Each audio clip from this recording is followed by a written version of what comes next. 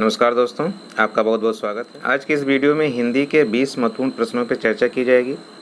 यह हिंदी के महत्वपूर्ण प्रश्न की सीरीज का पार्ट 5 है। तो चलिए शुरू करते हैं। आज का पहला प्रश्न है, आलवार संतों की भाषा कौन सी थी? तो इस प्रश्न का सही उत्तर है तमिल भाषा थी। आलवार संतों की भाषा तमिल थी। ये तमिल भक्ति कवि एवं संत थे। इनके पदों का संग्रह दिव्य प्रबंध कहलाता है, जो वेदों के तुल्य माना जाता है। आलवार संतों की संख्या कितनी थी? तो आलवार संतों की संख्या 12 थी। और इनका काल क्या था? तो आलवार संत 6ठी शताब्दी से 9वीं शताब्दी तक इनका काल था। आलवार संत भक्ति आंदोलन के जन्मदाता भी माने जाते हैं। और आलवार किसे कहते हैं? तो जो विष्णु या नारायण की उपासना करते हैं उनको अलवार कहा जाता है। अगला प्रश्न है, निम्नलिखित में से किस रीति मुक्त कवि ने प्रेम के मार्ग को तलवार की धार पे धावनो है कहा है? तलवार की धार पे धावनो है का मतलब है कि प्रेम का मार्ग इतना कठिन है कि तलवार की धार पे चलने के समान है। तो इस प्रश्न का सही उत्तर है बोधा ने कहा है। अगला प्रश्न है, हिंदी के मध्यकाल का भक्ति आंदोलन भारतीय चिंतन धारा का स्वाभाविक विकास है, यह कथन किसका है? तो यह कथन आचार्य हजारी प्रसाद द्विवेदी जी का है। अगला प्रश्न, सजल नयन तन पुलक निज इष्ट देव पहचान, परेव दंड जिमि धरन तल दशा न जाई बखान, यह दोहा रामचरितमानस के किस कांड से संबंधित है? तो इस प्रश्न का सही उत्तर है कि यह दोहा रामचरितमानस के अयोध्या कांड से संबंधित है। रामचरितमानस अवधी भाषा में गोस्वामी तुलसीदास जी द्वारा लिखा गया एक महाकाव्य है। और रामचरितमानस में कुल कितने कांड हैं? तो 7 कांड हैं। बाल कांड, अयोध्या कांड, अरण्य कांड, किष्किंधा कांड, सुंदर कांड, लंका कांड और उत्तर कांड। लंका कांड को युद्ध कांड के नाम से भी जाना जाता है। छंदों की संख्या की दृष्टि से बाल कांड सबसे बड़ा कांड है और सबसे छोटा कांड है किष्किंधा कांड। साथ ही साथ रामचरितमानस को तुलसी रामायण और तुलसीकृत रामायण के नाम से भी जाना जाता है। तो इस तथ्य को भी आप लोग ध्यान में रखिएगा। अगला प्रश्न है, किस सूफी कवि की रचना में दोहा चौपाई के स्थान पर वरवय चौपाई छंद बंध का प्रयोग हुआ है? तो इस प्रश्न का सही उत्तर है नूर मोहम्मद के काव्य में वरवय चौपाई छंद बंध का प्रयोग हुआ है। अगला प्रश्न है, 84 वैष्णवन की वार्ता के रचनाकार हैं? तो इस प्रश्न का सही उत्तर है गोकुलनाथ। अगले प्रश्न चलते हैं, आचार्य रामचंद्र शुक्ल ने रीतिकाल का प्रवर्तक किसे माना है? तो आचार्य रामचंद्र शुक्ल ने रीतिकाल का प्रवर्तक चिंतामणि त्रिपाठी जी को माना है। और रीतिकाल का समय संवत 1700 से 1900 तक या 1658 ईस्वी से 1857 ईस्वी तक माना जाता है।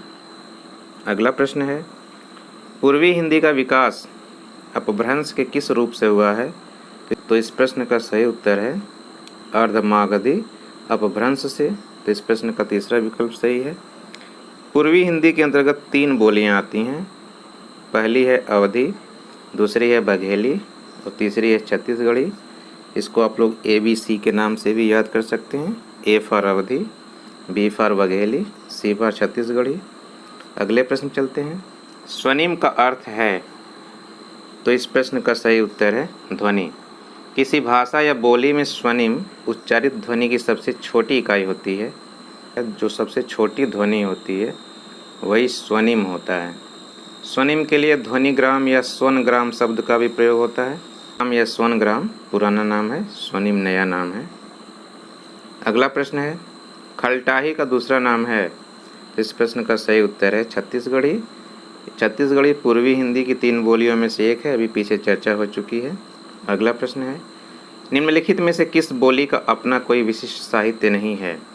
तो देखिए, खड़ी बोली, अवधी और ब्रज भाषा, तीनों भाषाओं में विपुल मात्रा में साहित्य मिलता है। सिर्फ बघेली है जिसका अपना कोई विशिष्ट साहित्य नहीं है। तो इसका पहला विकल्प सही होगा और यह पूर्वी हिंदी की एक बोली है, पीछे चर्चा हो चुकी है। अगला प्रश्न है, उच्चारण की दृष्टि से यह वर्ण है? तो आप लोग यह वर्ण को बोल के देखिए। जीभ कहाँ जा रही है? जीभ तालू पे जा रही है तो इसका उच्चारण स्थान तालव्य है। अगला प्रश्न है, निम्नलिखित में से कौन कथन असत्य है? विकल्प हैं, करमवीर पत्र के संपादक पंडित माखनलाल चतुर्वेदी थे। दूसरा विकल्प है, दिनमान के प्रथम संपादक रघुवीर सहाय थे। तीसरा विकल्प है, पहल पत्रिका जबलपुर से प्रकाशित होती है। और चौथा विकल्प है, आजकल पत्रिका दिल्ली से प्रकाशित होती है। तो इसमें ध्यान दीजिए, असत्य कथन चुनना है। तो पहला, तीसरा और चौथा कथन सत्य है, दूसरा कथन असत्य है। तो इस प्रश्न का दूसरा विकल्प सही होगा। दिनमान के प्रथम संपादक अज्ञेय थे। यह 1965 में दिल्ली से प्रकाशित होना शुरू हुआ और यह साप्ताहिक पत्र था। रघुवीर सहाय इसके दूसरे संपादक थे। अगला प्रश्न है, हिंदी के प्रथम सर्वाधिक आधुनिक ज्ञान विज्ञान युक्त अनुशासन प्रिय और अनेक भाषाविद संपादक थे। तो इस प्रश्न का सही उत्तर है आचार्य महावीर प्रसाद द्विवेदी। ये प्रश्न चलते हैं, संविधान के किस अनुच्छेद के तहत हिंदी को संघ की राजभाषा घोषित किया गया है? तो इस प्रश्न का सही उत्तर है अनुच्छेद 343। तो दूसरा विकल्प सही हो जाएगा। अगला प्रश्न है, सागर क्षेत्र की बोली है। तो इस प्रश्न का सही उत्तर है बुंदेली। तो इस प्रश्न का चौथा विकल्प सही है। अगले प्रश्न चलते हैं, बादाम शब्द हिंदी में किस रूप में प्रचलित है? यह तत्सम है, तद्भव है, विदेशी है या देशज है? तो इस प्रश्न का सही उत्तर है कि यह विदेशी है और बादाम फ्रेंच भाषा का शब्द है। अगला प्रश्न है, भारत सरकार के शिक्षा मंत्रालय के अधीन वैज्ञानिक और तकनीकी शब्दावली आयोग की स्थापना किस सन में हुई? तो इस प्रश्न का सही उत्तर है 1960 में हुई। तो पहला विकल्प सही है। संविधान के अनुच्छेद 344 के खंड 4 के अंतर्गत 21 दिसंबर 1960 में वैज्ञानिक और तकनीकी शब्दावली आयोग की स्थापना किया गया था। प्रश्न है, भाषा वह साधन जिसके द्वारा मनुष्य अपने विचार दूसरों पर भली बात प्रकट कर सकता है और दूसरों के विचारों को स्पष्टतः समझ सकता है, यह परिभाषा किसकी है? तो यह परिभाषा बाबू श्याम सुंदर दास की है। अगला प्रश्न है, संरचनात्मक भाषा विज्ञान के जनक कौन हैं? तो इस प्रश्न का सही उत्तर है लेनार्ड ब्लूमफील्ड। तो इस प्रश्न का तीसरा विकल्प सही है। अगला प्रश्न है, सुमित्रानंद पंत को उनकी कौन सी कृति पर ज्ञानपीठ पुरस्कार मिला था? तो इस प्रश्न का सही उत्तर है चिदम्बरा। पहला विकल्प सही है। चिदम्बरा सुमित्रानंद पंत का कविता संग्रह है जिस पर उनको 1968 ईस्वी में ज्ञानपीठ पुरस्कार मिला था। इस कविता संग्रह का प्रकाशन 1957 ईस्वी में हुआ था। इसमें पंत जी की 1937 से लेकर के 1957 तक की कविताएं और गीत शामिल हैं। सर आप लोग एक चीज़ और ध्यान रखिएगा कि ज्ञानपीठ पुरस्कार की शुरुआत 1965 ईस्वी से हुई और इसमें संविधान की 8वीं अनुसूची में शामिल 22 भाषाओं में से किसी भी भाषा में लिखे साहित्य पर ज्ञानपीठ पुरस्कार दिया जाता है। और यह पुरस्कार किसके द्वारा दिया जाता है? तो इसका उत्तर है भारतीय ज्ञानपीठ न्यास द्वारा दिया जाता है और यह साहित्य के क्षेत्र का सबसे बड़ा पुरस्कार है। प्रथम ज्ञानपीठ पुरस्कार किसको मिला? तो प्रथम ज्ञानपीठ पुरस्कार 1965 में मलयालम भाषा के लेखक जी शंकर कुरूप को दिया गया था, क्योंकि 1965 से ही इसकी शुरुआत हुई है। सुमित्रानंदन पंत ज्ञानपीठ पुरस्कार पाने वाले प्रथम हिंदी साहित्यकार हैं। इस तथ्य को भी आप लोग याद रखिएगा सर। तो उम्मीद करता हूँ ये वीडियो आप लोगों को पसंद आया होगा।